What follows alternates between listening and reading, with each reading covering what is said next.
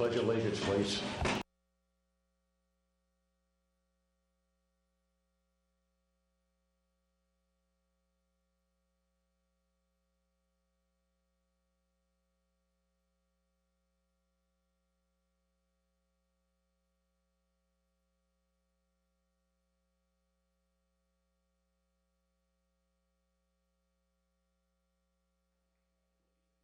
To sing the national anthem, please welcome Joey Breslau.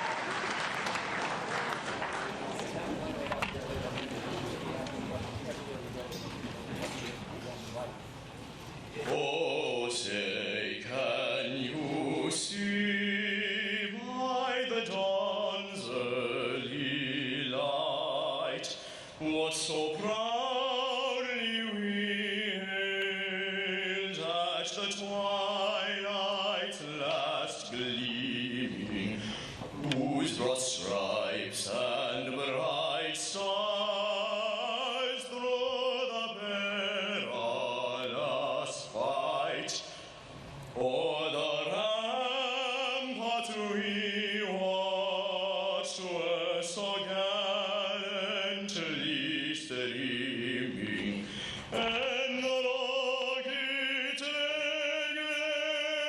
guns bursting in air gave proof through the night that our flag was still there. Oh, say does that star-spangled banner yet wave o'er the land of the free and the home of the brave?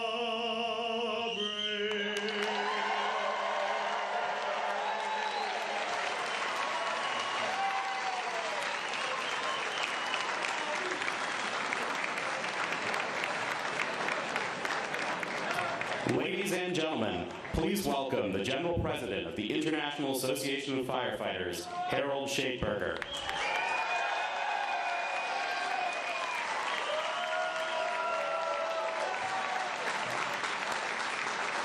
Great to see you. Good afternoon to all of my sisters and brothers in the great labor movement in Pittsburgh and beyond.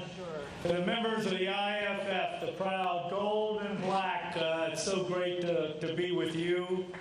And it's also so much of a thrill to be with the hundreds of you in this hall, but the overwhelming crowd that's still outside, unable to get in. Good afternoon to each and every one of you.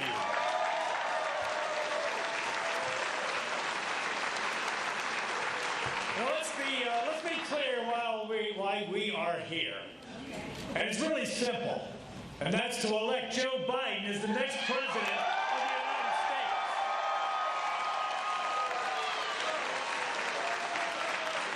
There's no question. Joe is the one candidate in 2020 who stands above the rest when it comes to a career standing up for people who work for a living and hold a union card. He understands the value of a hard day's work and the dignity of getting your hands dirty and doing a job that you're proud of. He knows that labor and unions built the middle class, that it built this country. And all of you are part of who is responsible for building this great country. He speaks to and connects with those workers that didn't believe that Joe Biden is going to be a president that will stand up for all of the patriotic Americans who want nothing more than to earn a decent wage, send your kids to college, have affordable health care, and enjoy a decent and secure retirement. You agree with me?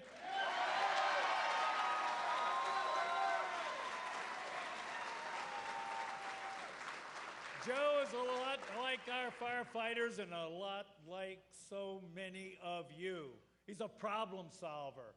He's one who's dedicated to making this country better. This morning I had the the great privilege of announcing that the International Association of Firefighters, the IAFF, has endorsed Joe Biden to be our next president of the United States.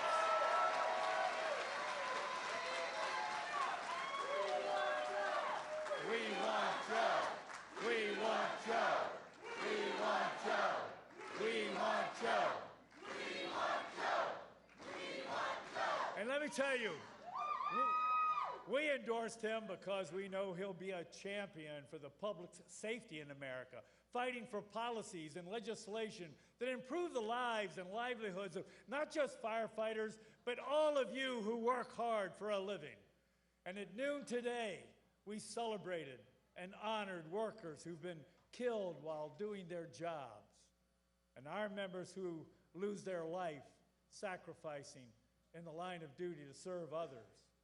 Joe Biden understands that sacrifice. Joe Biden is a compassionate, personal, and decent leader who, when the going gets tough, is always there with those in times of need. He's a good man, cares deeply about his fellow Americans and our great nation. And Joe Biden is genuine. There's nothing phony or artificial about Joe Biden. And his strength isn't only focused on making a better America for working families.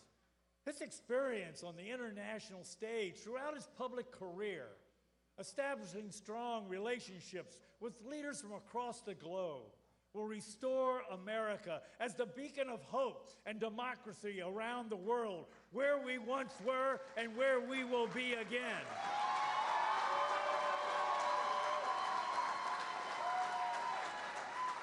And at a time when the political arena has become so damn nasty, so much rancor and personal attacks, Joe will bring civility and decency and enhance the political discourse that our country needs right now.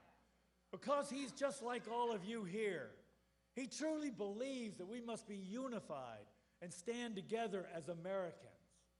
His years in the U.S. Senate and as Vice President of the United States brings the experience that is needed to get things done. And while we can debate and argue over policy issues, we must put personal differences aside to solve the big problems for the American people. And Joe Biden will help us do just that.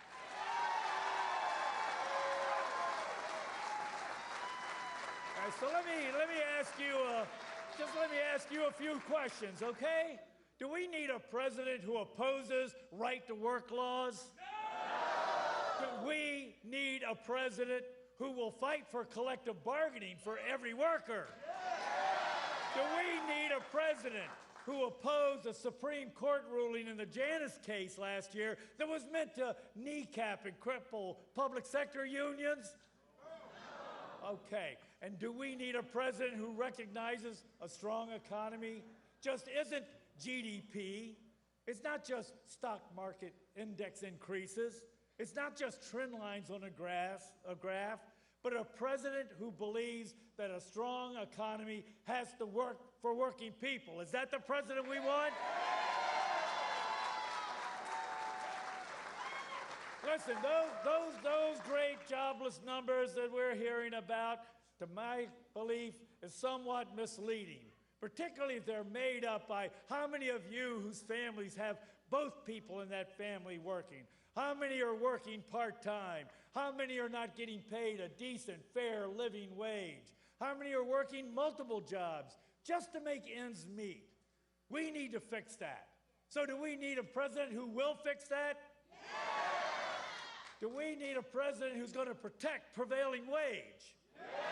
Do we need a president who supports a strong, secure, guaranteed retirement for workers who have fulfilled their careers? Yeah!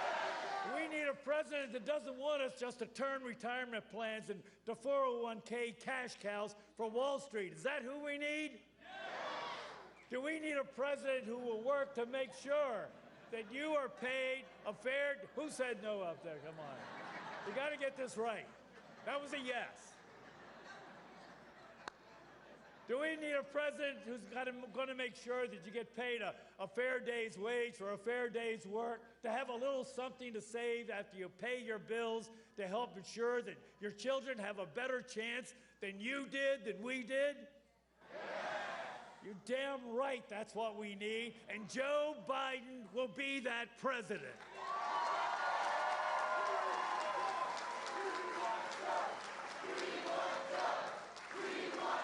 Let me hear you. I can't hear you. All right. Let them hear you outside. Far too many. Listen, this is a union town. This is a union state. This is a union county. And far too many politicians today treat the word union like it's a dirty word.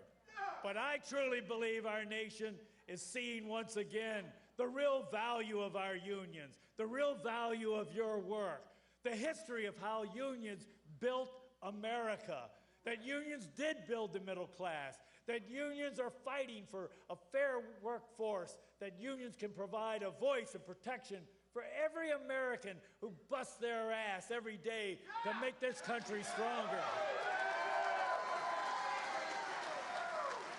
And Joe Biden isn't afraid to say union. Joe Biden has stood with unions. And Joe Biden will support our unions because he knows you are the backbone of the middle class and the foundation of our strong nation. Are you ready to stand with him? Yeah! Well, then let me hear you.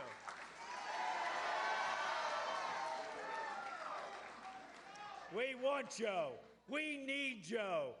We need Joe more than Joe needs to be president. This country needs Joe. And finally, with a field of good people putting themselves forward in this primary season, the most important factor that we must determine in the Democratic nomination process is who can win. Who has the necessary experience to win? Who's got the mettle to win the general election? And let me shoot straight with you, and this may not be popular in parts of the Democratic Party, but we have to have a nominee and can't have a nominee that is too far left.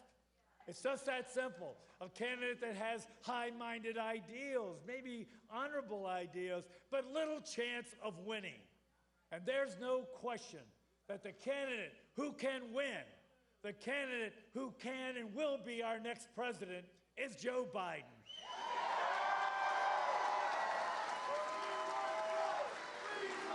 We want Joe. We need Joe. We need Joe. So that's why this IAFF, and that's why we're going to count on every one of you to work your asses off to elect our friend Joe Biden, the next president of the United States. Thank you for being here. God bless you. God bless all hard-working union members all across this great country.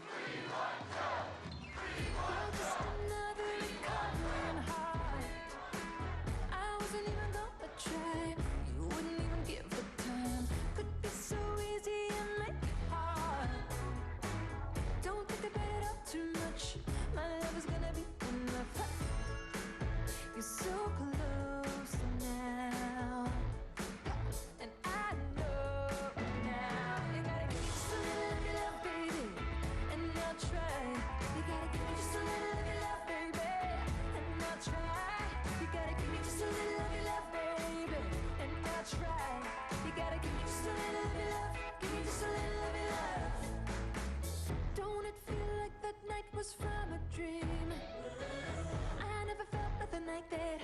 Looking at you, looking right back. Say nothing is ever as good as it seems. Stop running your mouth like that, 'cause you know I'm gonna give it right back. Huh. You're so close now, so don't let me down. Just a little love, baby, and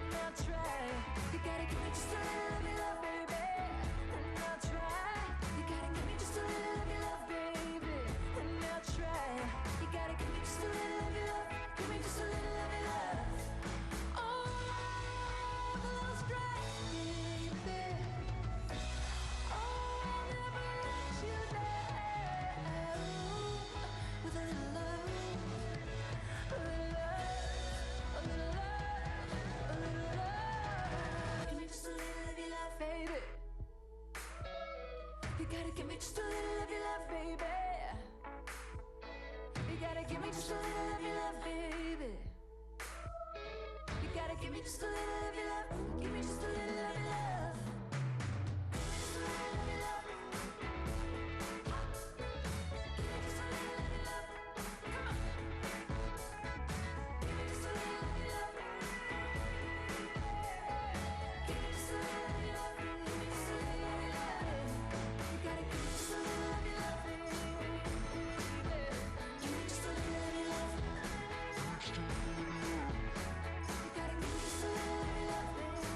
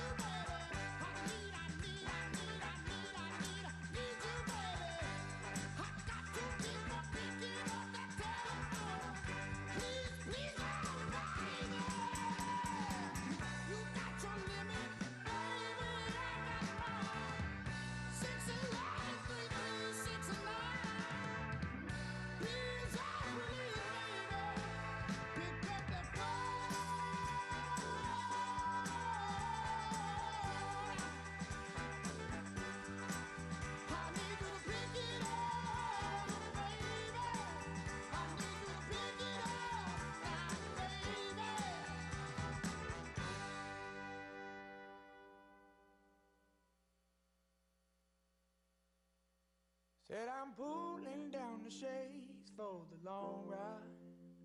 Never knew that I could feel so black and blue. And I've been holding on to something now for some time. And all I know is it's a feeling fit for two. Cause when the sunlight laid its head down on this dark night, and I was talking to myself in the rear view.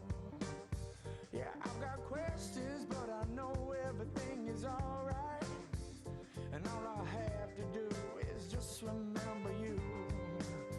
Cause I'm never gonna lose you. I've got you deep inside my chest, and I can feel you beating like the soul of a drummer boy. We gotta keep going, keep going, keep going, keep going. I can't let anybody say, let the Lord take us away. We gotta keep going, keep going, keep going, keep going. I can't let anybody say, no, no, no.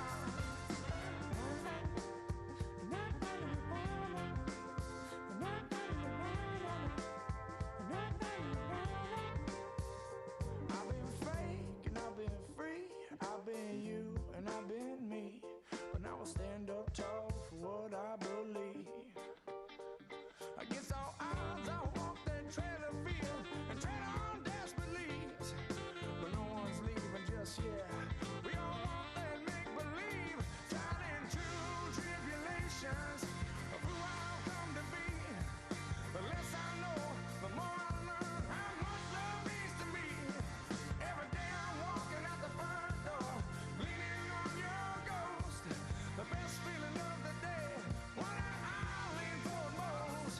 We gotta keep going, keep going, keep going, keep going. Don't care what anybody say, let the Lord take us away. We gotta keep going, keep going, keep going, keep going. Don't care what anybody say, no, no, no.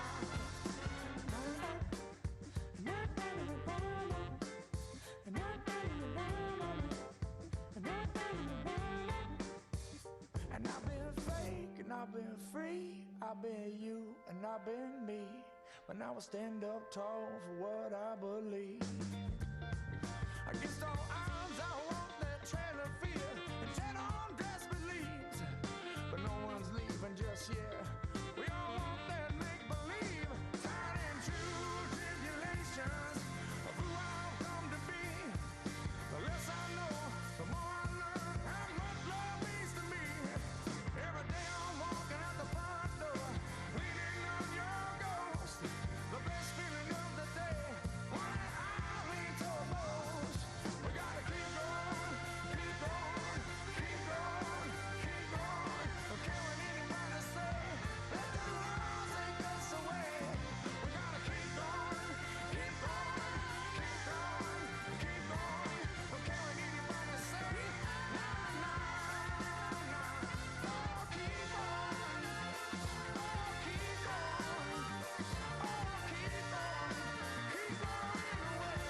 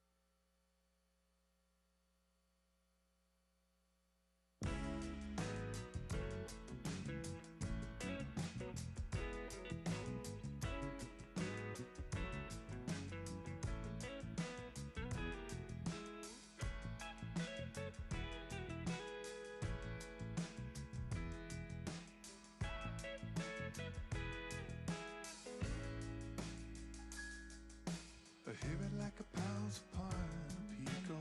Look at what the light did now. I bear it like a bounce upon a pico. Look at what the light did now. Flow. Land and water and bird or beast, so look at what the light did now. Shiny little band or golden fleece, so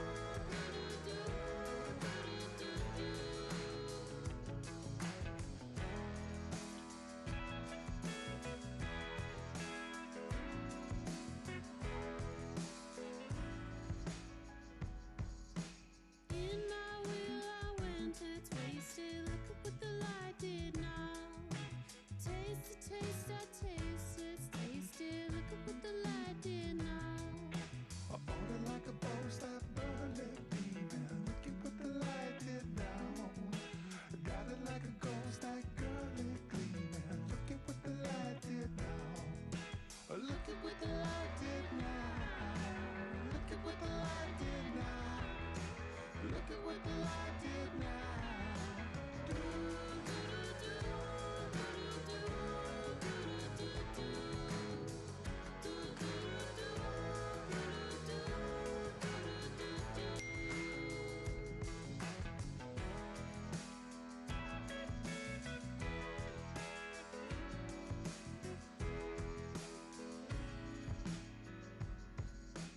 Like a dead tree that's dry and leaving. Look at what the light did now. Play it on me with grief and grieving. Look at what the light did now. Slow.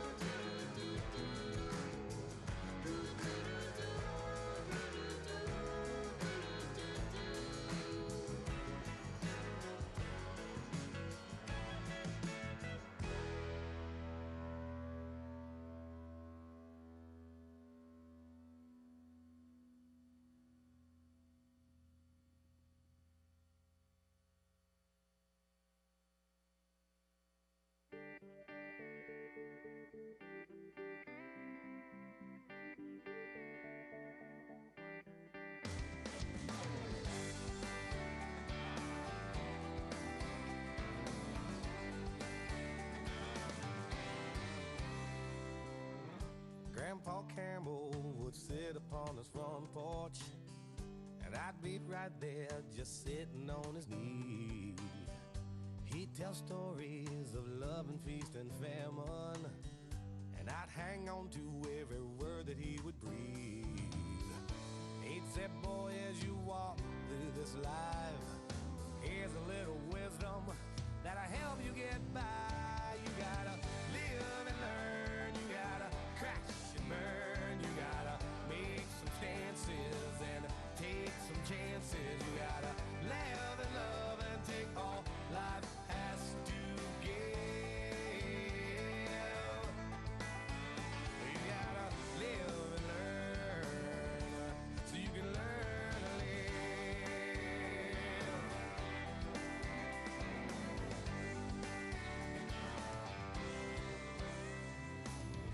Well, I left home and I went to Carolina. I then set off just to see what I could see. I did something that I wasn't really proud of. Sometimes life just got the best of me.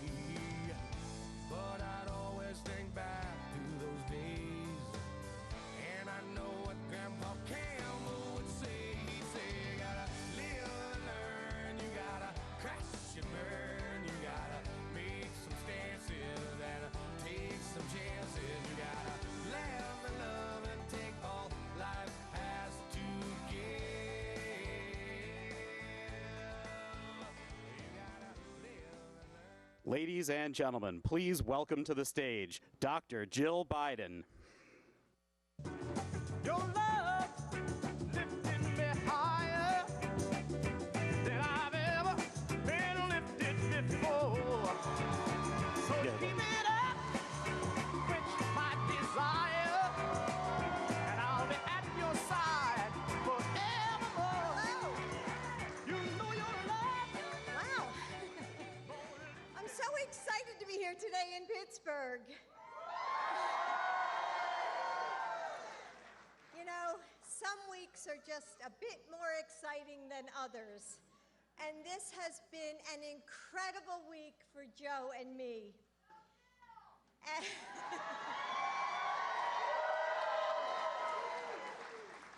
As you know, last Thursday, my husband announced that he was running for President of the United States.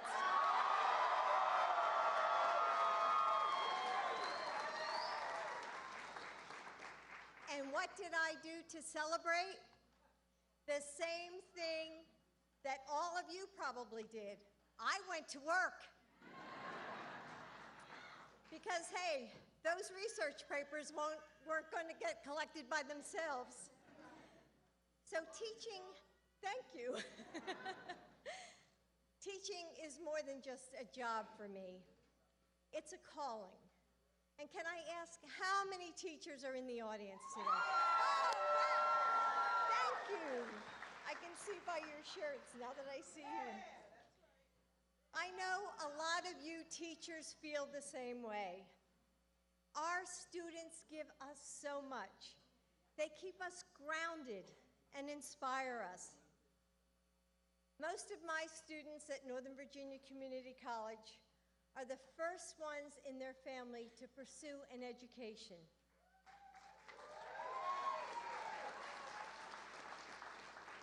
They work full-time jobs and have a lot of people counting on them. They come to my class after their military service in Iraq or Afghanistan.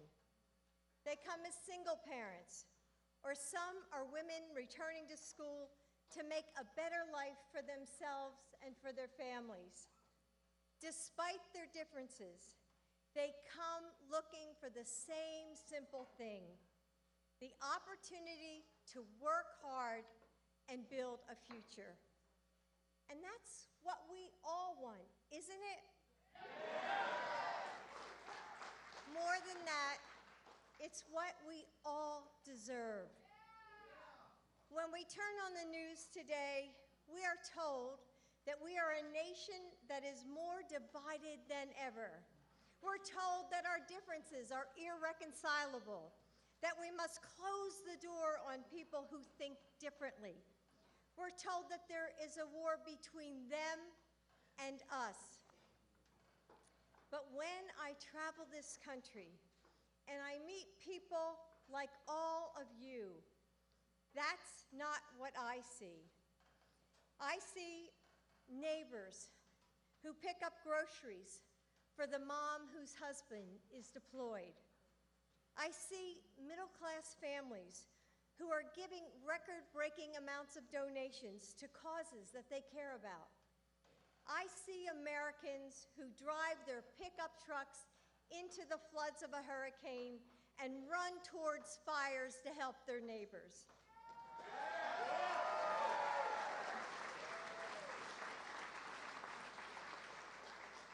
I see people speaking out against bullying, bigotry, and racism.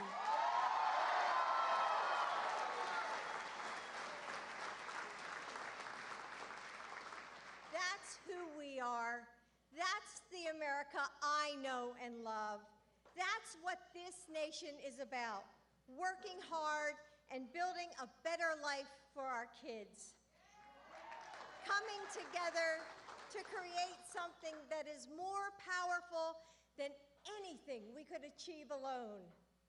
We are a nation of faith, the belief that together we can rise to our greatest aspirations and that our best days are yet to come.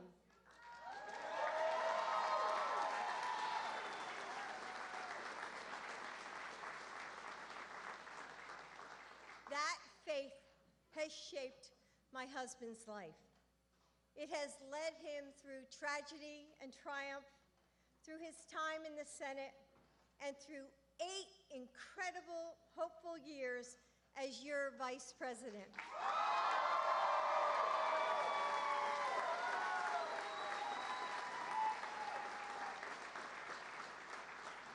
And that's why I know that with your help, he will bring that hope, that vision, that faith in the promise of America to the White House.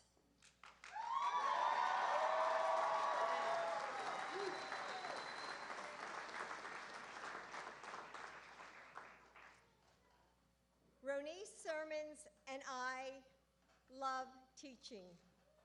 She is a middle school math teacher who has served in some of Pittsburgh's most challenging schools.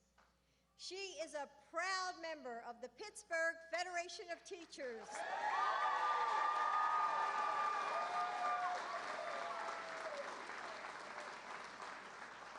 And was recently appointed to the executive board. She's a mom of 5 children and a surrogate mom to many of her students and her colleagues alike. She's been described as well-loved and a firecracker, so you know she and Joe have a lot in common.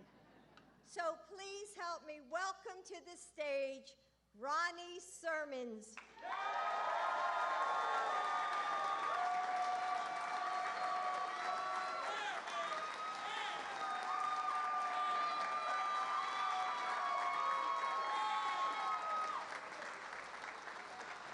Hello, everyone. I would like to thank Dr. Biden for that wonderful introduction and for giving me the opportunity to introduce our special guest. First, I would like to share a little of myself with you all. I was born and raised in Pittsburgh to a young couple with the American dream to provide a better life for their child than they had. My mother was a nurse's assistant for over 25 years, and my father is a recently retired union painter over 49 years.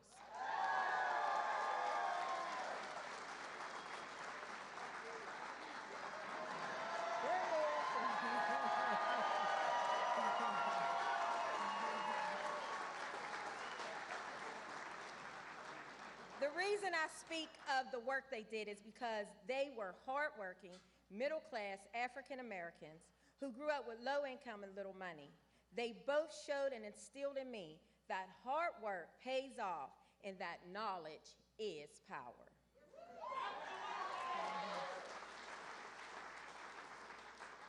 I was raised on that proverb, it takes a village to raise a child. To respect my elders, to be honorable, work hard, and take pride in every job I had, become a productive citizen in the world, and to always honor God. I went to Pittsburgh Public Schools, where I now teach today.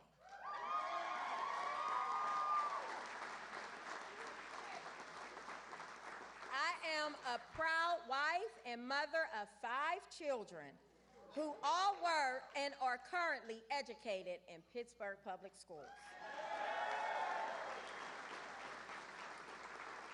I know that my task as a teacher and a mother is that I am not raising children, but future adults. Today, I am honored to stand before you as someone who was often told what I couldn't be. I was looked down, counted out, and even thrown away by many. But my family and the teachers who pushed me when I wanted to quit is why I am standing here today.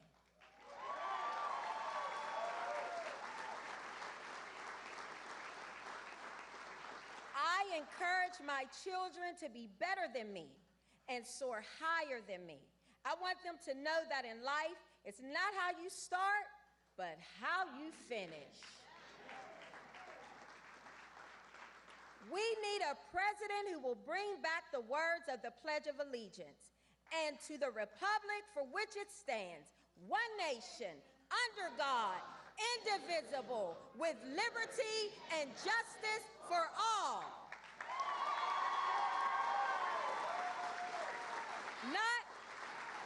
Not for all who are in a certain class or race, but for all people, regardless of race, class, or gender.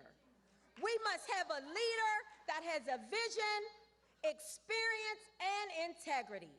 We must have a leader that is honorable and will speak to what is right and wrong and stand firm on the truth.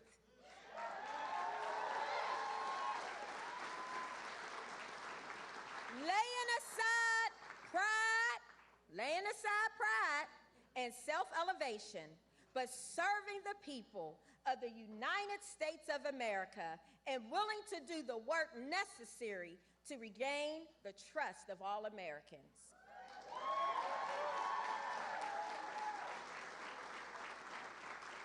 We must come together and build each other up and not tear each other down. No longer creating division with hatred and fear.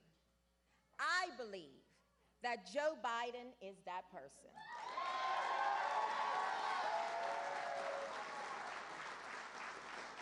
Joe Biden is from Pennsylvania and comes from a working class family. He was the vice president of the first African American president.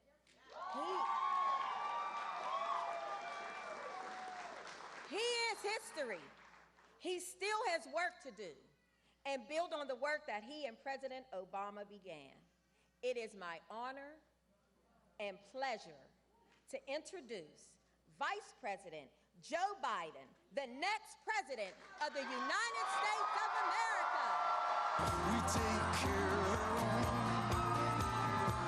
We take care of our own. Wherever this flag's flown, we take care of our own. From Chicago to New Orleans, from the moose to the bone.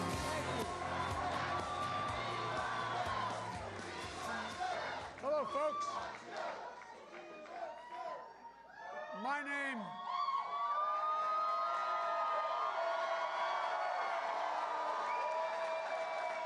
Thank you.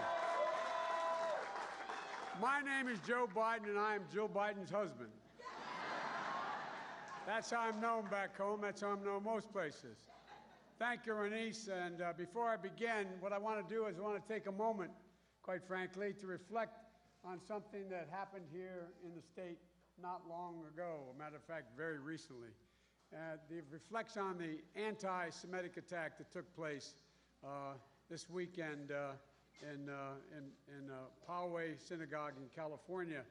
1 dead, 3 injured. But folks, we saw hate in Charlottesville. We saw it again in Pittsburgh at the Tree of Life Synagogue, the attack of the deadliest in American history on a Jewish community. And we're reminded again that we are in a battle. We are in a battle for America's soul. I really believe that. And we have to restore it. So, folks,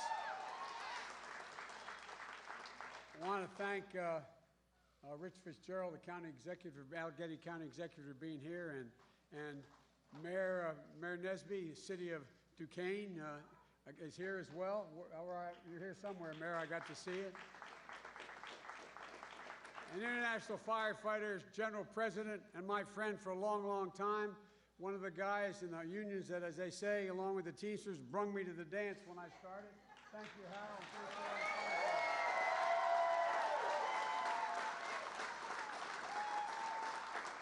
And thank you for your endorsement. And Kevin Schmidt, President of Teamsters Local, here. Thanks for the use of the house. I appreciate it, the help. And the President of Firefighters, Dave, where are you? The Pennsylvania Firefighters. Dave, there you go, I passed right by you. Dave, thank you very much. And also a union that helped me in the very, very beginning of my career, and I've had great respect for, the United Steelworkers. Bobby Mack McCullough, President, and the building trades. Frank, Frank's here too. So look, you got it, pal.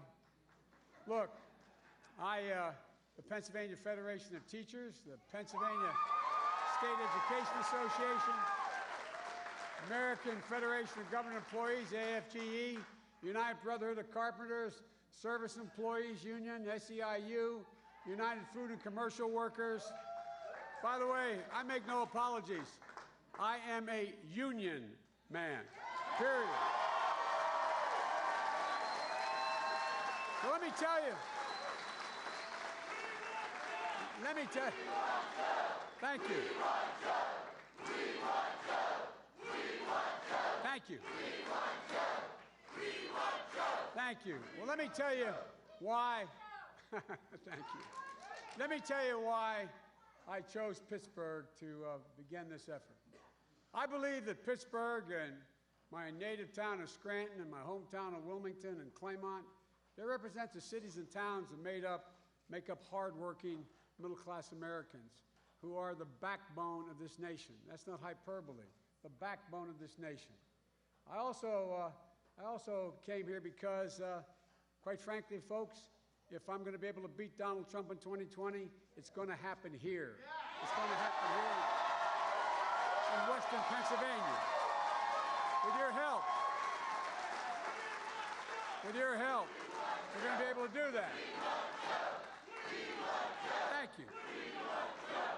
Well, with your help, I think we're going to be able to do that. We're going to be able to do it in Pennsylvania, Western Pennsylvania, Northeast Pennsylvania, places where a little lately we've had a little bit of a struggle. But the truth of the matter is, I think we're coming back. So please go to joebiden.com and sign up and join our campaign. We need your help. We need your help. And folks, there are three basic reasons why I'm running for President of the United States. The first is to restore the soul of the nation, and the second is to rebuild the backbone of this nation. And the third is to unify this nation. We always do better when we act as one America.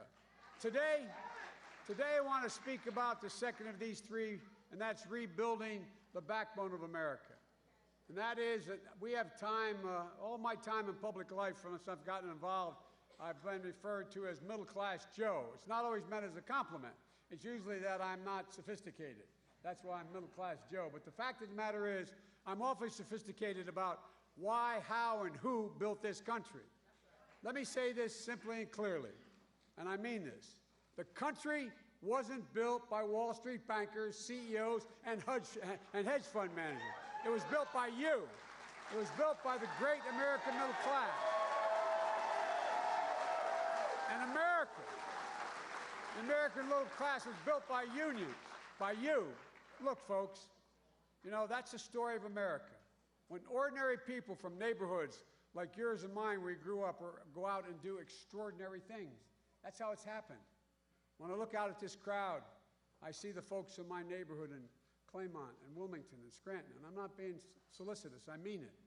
I see people with physical courage and brains. I see people who have busted their backs their whole lives to care for their families. I see people like the millions of people across this nation who get up every single day, go out and work like the devil to raise their families, pay their taxes, volunteer in their communities to make this country work.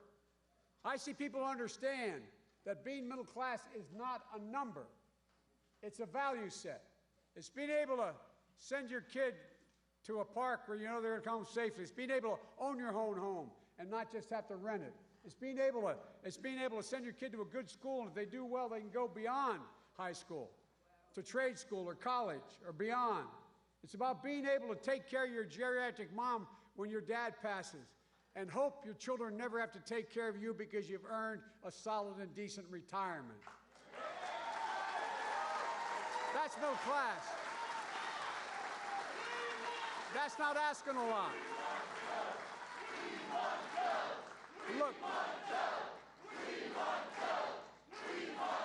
everybody knows it. The middle class is hurting. It's hurting now. 53% of the folks in America don't think their children are going to have the same standard of living they had. To the best of my knowledge, that's the first time that's happened in a long, long, long time. The stock market is roaring, but you don't feel it. There was a $2 trillion tax cut last year. Did you feel it? Did you get anything from it? Of course not.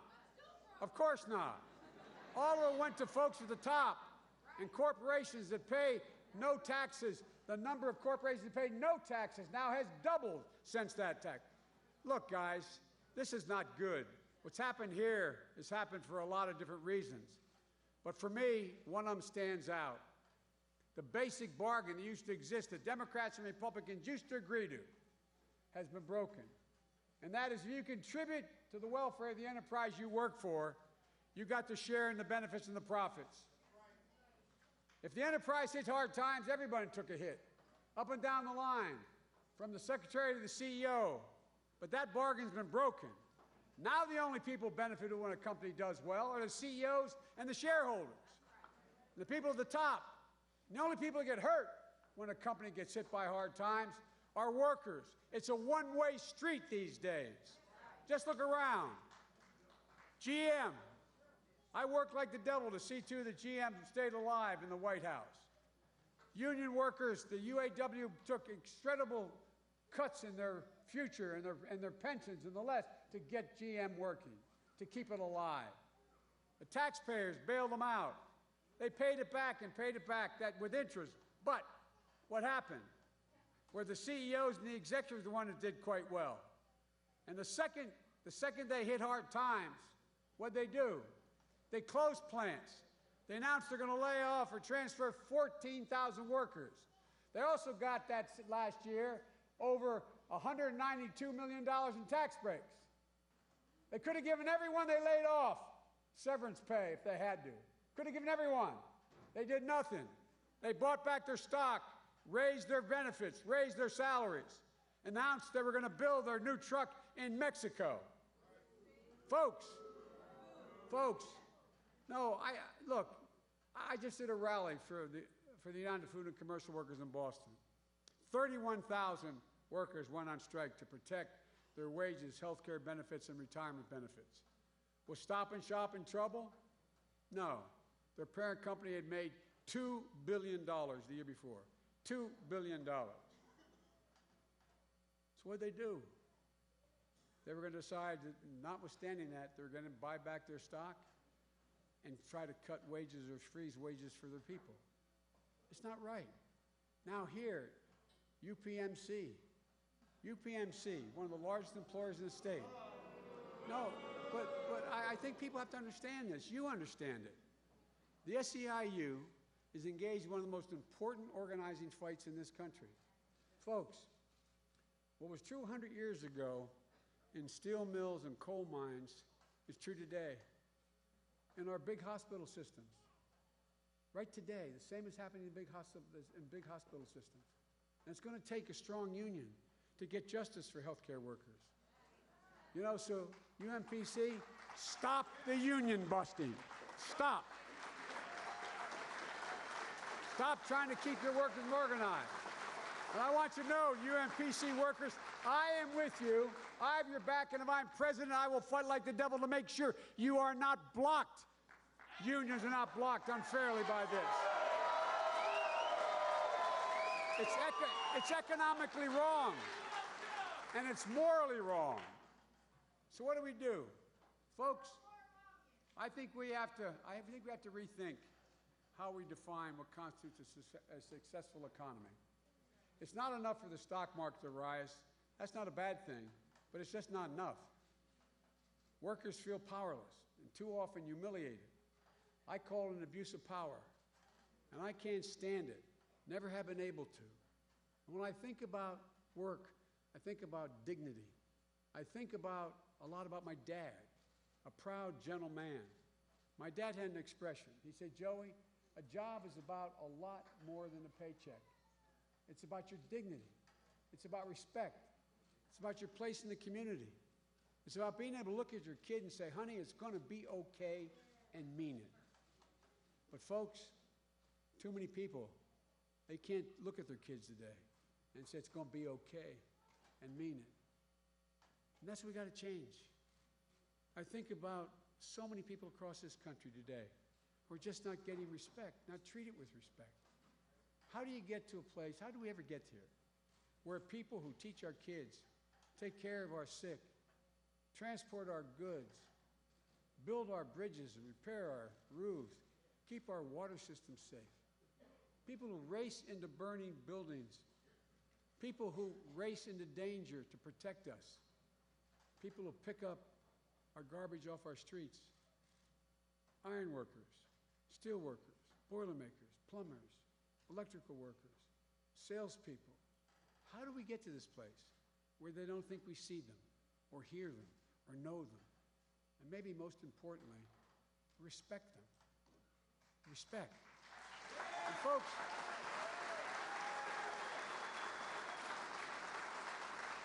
so I think the question of the day is, how did we get here? How did it happen? What are we going to do about it? All across America, communities are hurting, with too many people left out or left behind. Our political system is broken. We're tearing America apart instead of lifting it up. And in my view, the major moral obligation of our time is to restore, rebuild, and respect the backbone of America, the middle class. As we rebuild it, we need this rebuilding to be all-inclusive, opening the doors to opportunity for all Americans, no matter their race, their gender, who they love, no matter who or where they're from, no matter whether or not they have a disability. All America has to be included as we rebuild. All America.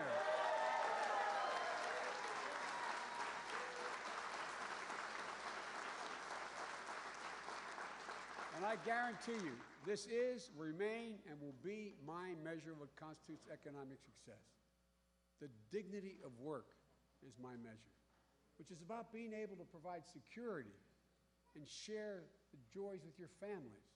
How can a person dignity be maintained if they can't afford to care for their sick child or a family member because of a pre-existing condition, or because they've reached a point where their health care has run out and the insurance company says no more? Jill and I, my family, like many of you, went through a year knowing our son was terminally ill. I could not imagine what it would be like if we were told that he'd run out of the amount of money in an insurance policy and they're going to have to cut him off of the palliative care he was getting. My Lord, think about it. How can a parent maintain the dignity, their dignity, if their talented and qualified child wants to go beyond high school, trade school, community college, or college, and they can't afford it? How do you get them there? Folks, it's not just that child is not going to have an opportunity to grow and be better, but think about it. Think about it. I'll never forget the day my senior year in high school and going down to my dad's office to borrow a car for the prom, driving down an old car to pick up a car for the senior prom. And I asked the secretary where he was. She said, he's out in the alley there, honey, behind the office. And I walked out, my dad, who was a gentle, decent man, was pacing back and forth. It's absolutely, guarantee, a true story. I walked in, he said, Joey, I'm sorry. I'm so sorry. And I thought, my God, what happened? Did something happen to mom or my brothers or sisters before cell phones? I said, what's the matter, Dad? He said, I went to the bank, honey, today to try to borrow the money to help you get to school, but they won't lend it to me.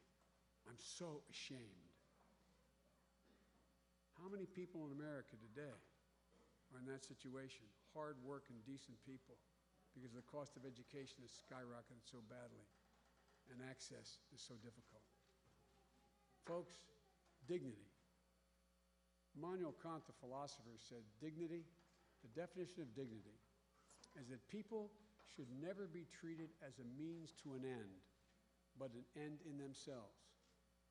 That's how today's corporate culture works. CEOs in this administration see it a different way. They see workers as just a means to an end, not the end in themselves.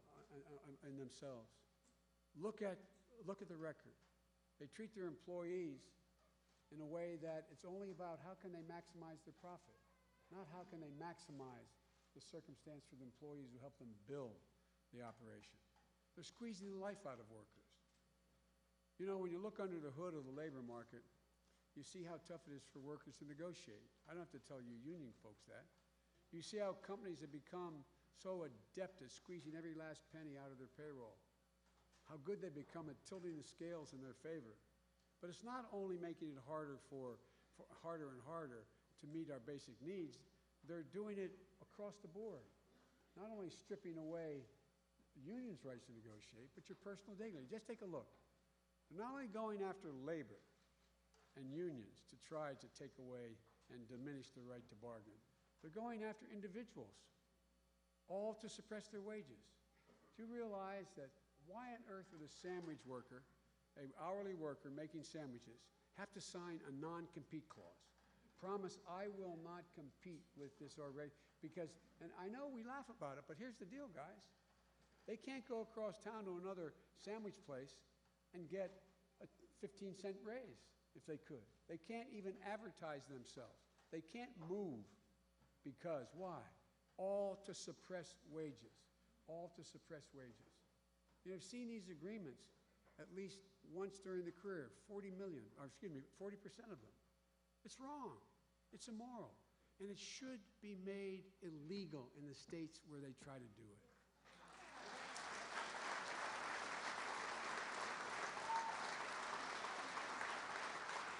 But to do the same thing with occupational licenses. Why should someone who braids hair have to get 600 hours of training? It makes no sense.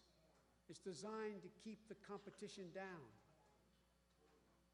Look, folks, you can't just transfer your licenses across one state to another. They're making it harder and harder in a whole range of professions, all to keep competition down. Why should we get rid of these unnecessary hoops out there?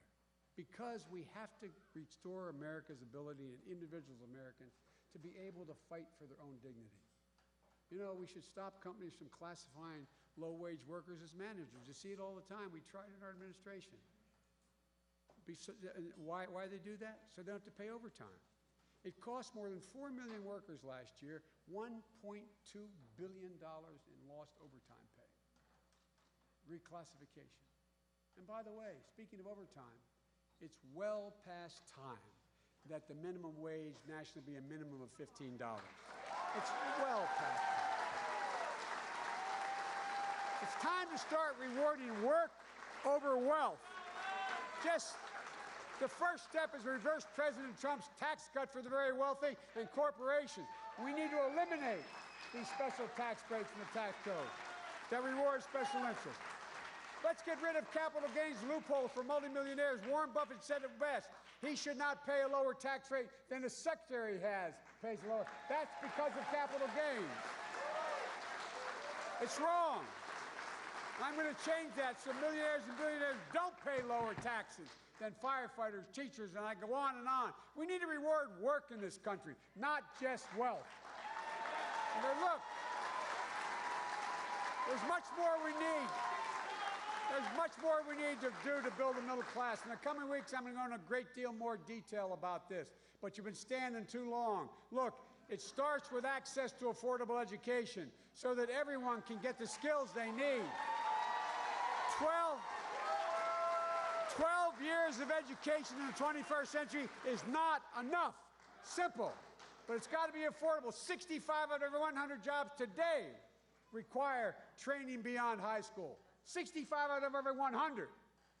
But what? We have to make it post-secondary education. Make training affordable. Make sure employees, the economy works, not just for the wealthy folks, not just for people who get to four-year college degrees, but those who compete for job training and trades and programs. Look, guys, we can do all this. It means being able to have a quality health care for all Americans. Affordable health care was a huge step forward, the ACA, in our country. We made historic progress by extending health care to 22 million people.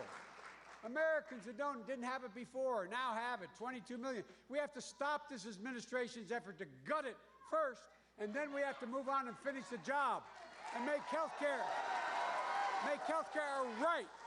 Health care is a right, not a privilege. We have to give everybody the peace of mind they deserve. Whether you're covering it through your employer or on your own or not, you all should have a choice to be able to buy into a public option plan for Medicare. Your choice. And if the insurance company isn't doing the right thing by you, you should have another choice. It means rebuilding America's clean, renewable energy, cleaner, safer, faster transportation, which will not only make us safer and meet our commitment to our children, but will provide millions of good-paying middle-class jobs. It means investing much more in medical research to conquer devastating diseases like cancer and addiction and Alzheimer's. We have the ability to do that. Invest in it.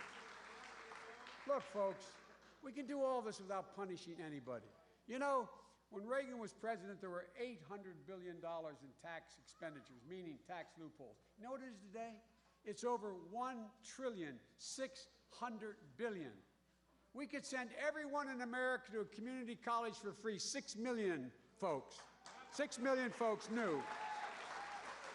By doing one thing, eliminating one loophole of the $1.6 trillion, it robs the country of $17 billion a year. It's called stepped-up basis. It's a fancy way. If you get a capital gain, you're about to go cash it in. God forbid you get hit by a truck, you leave it to your child. They pay no tax. It's not an inheritance tax. It's $17 billion old 5 minutes earlier. If you eliminate that one, you could cut college cost in half, and you could, in fact, have $11 billion left to reduce the deficit. So, folks, quite frankly, only thing that stands in our way is our broken political system that's deliberately being undermined by our president to continue to abuse the power of the office. Donald Trump is the only president who's decided not to represent the whole country. The president has his base. We need a president who works for all Americans. And we can afford this.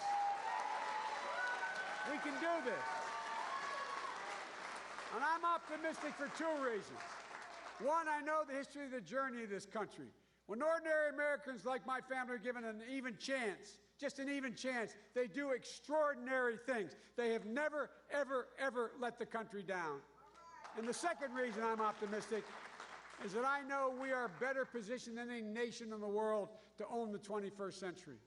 We not only have the strongest military in the world, we have the most productive workers in the world, 3 times as productive as workers in Asia. North American energy makes us independent. The U.S.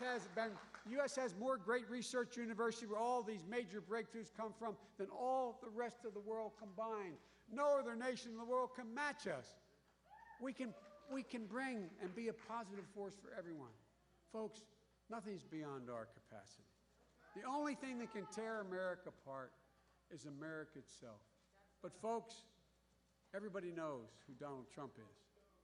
And I believe and hope they know who we are. We have to let them know who we are.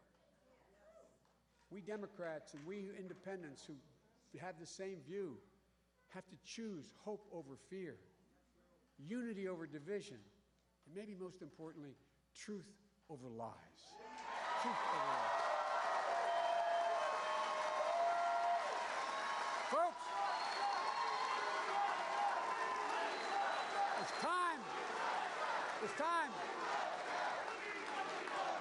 It's time to pick up our heads. Remember who we are. This is the United States of America. There is not a single thing beyond our capacity. Not a single thing. So God bless you all, and may God protect our troops. Thank you, thank you, thank you. Thank you.